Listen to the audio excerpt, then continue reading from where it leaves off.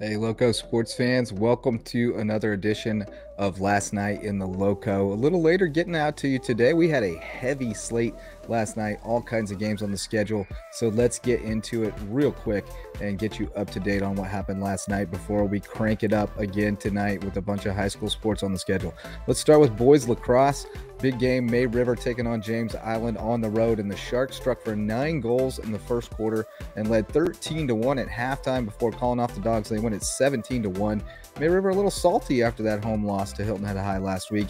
Monster night for Brooks Van Esselston. He scored 2 goals, including the 100th of his career, and he racked up 9 assists, joining John Bone and Rob Godomsky as the only May River players in the Century Club, and he's done it in just 28 career games. Still got plenty left for the Sharks. Whit Beebe and Andrew Drumsky each added 6 points for the Sharks, and Corbin Wiltsey and Camden Hudson combined for 4 saves in a dominant defensive effort for May River. Hilton Head High also picking up another win, 4 in a row for the Seahawks, winning 13-4 at home against Beaufort.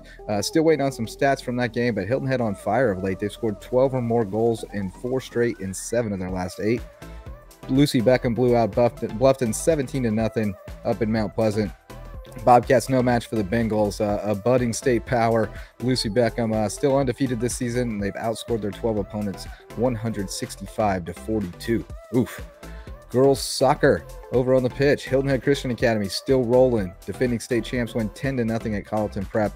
Abby Paduzzi continuing her monster junior year with 6 goals to lead the Eagles. Haley Hinchen scored a goal and had 4 assists. HHCA without star Bless Hurtado. Paduzzi says she's the one who makes her look good, but the defense was fierce, and Isabel Cunningham had a clean sheet.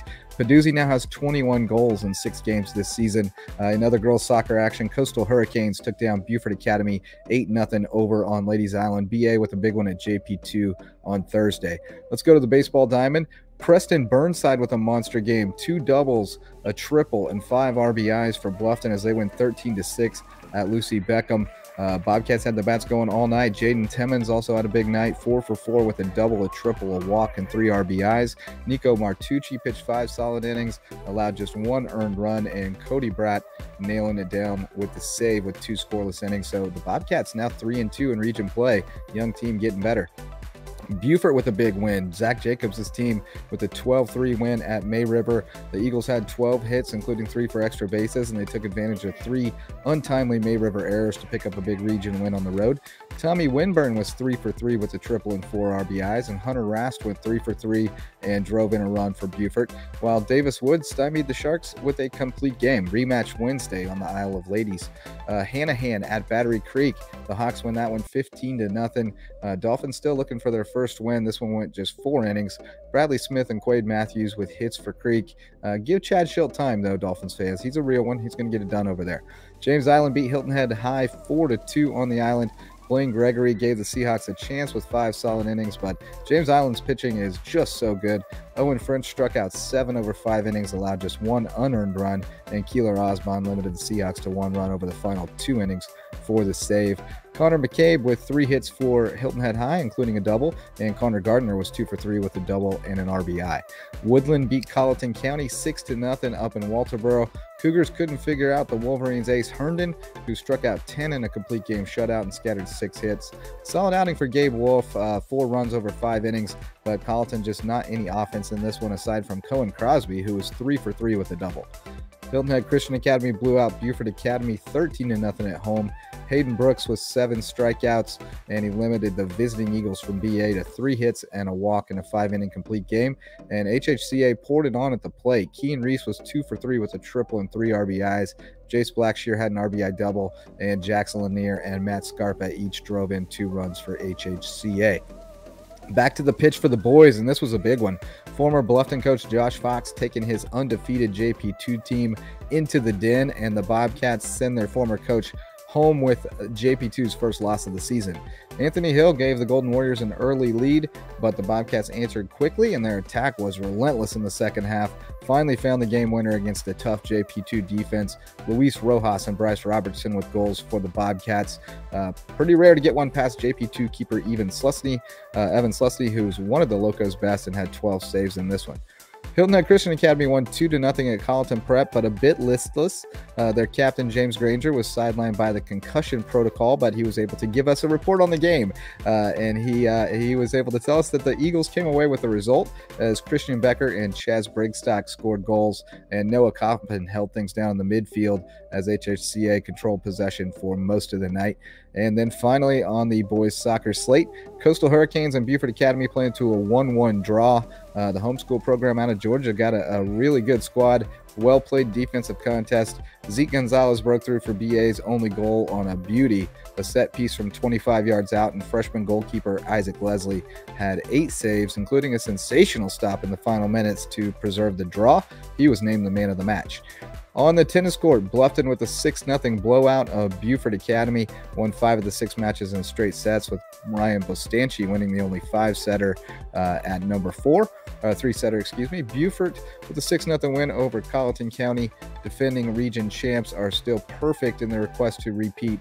They won them all in straight sets, including a tough win for Graham Angus at number 1 singles, 6-3, 6-2 over a very good player in Rafael Vassell.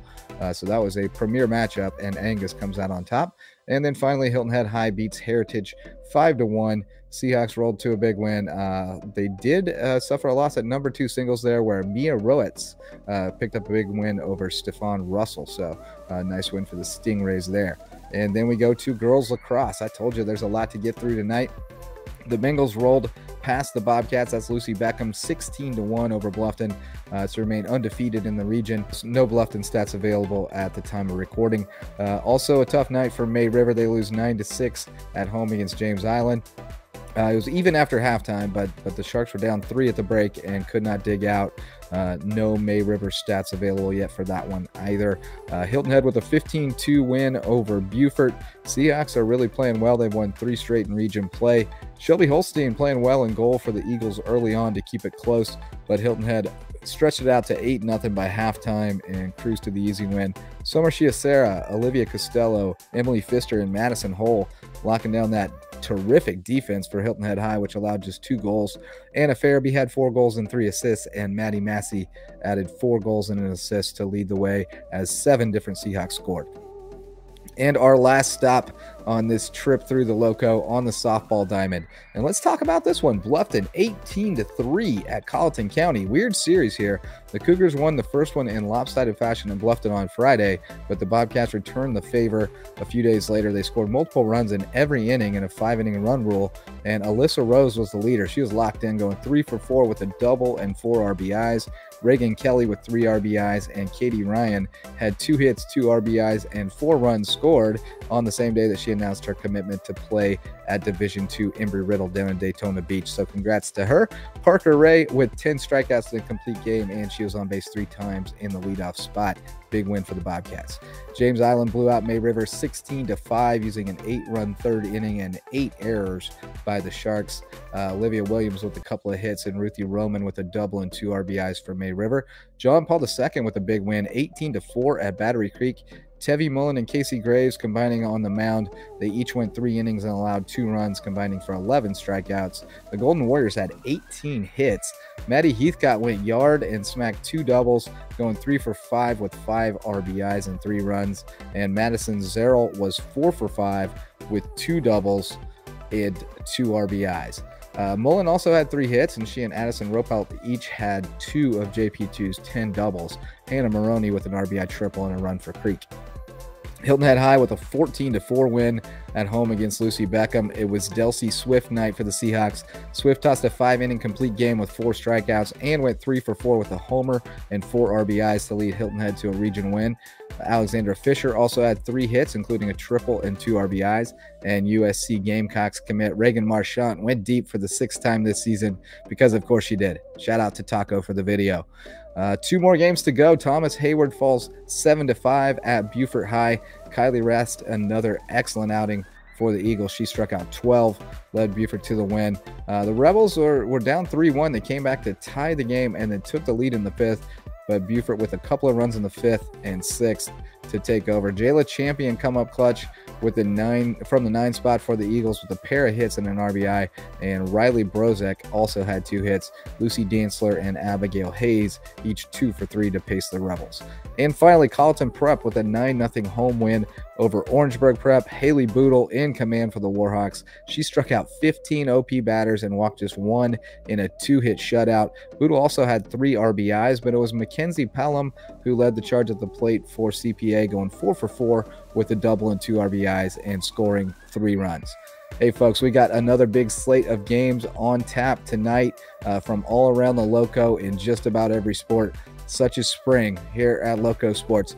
We'll be back tomorrow morning or afternoon or whenever we can get it rounded up to bring you all the latest news from around the Lowco in last night in the Lowco. Until next time, go Lowco.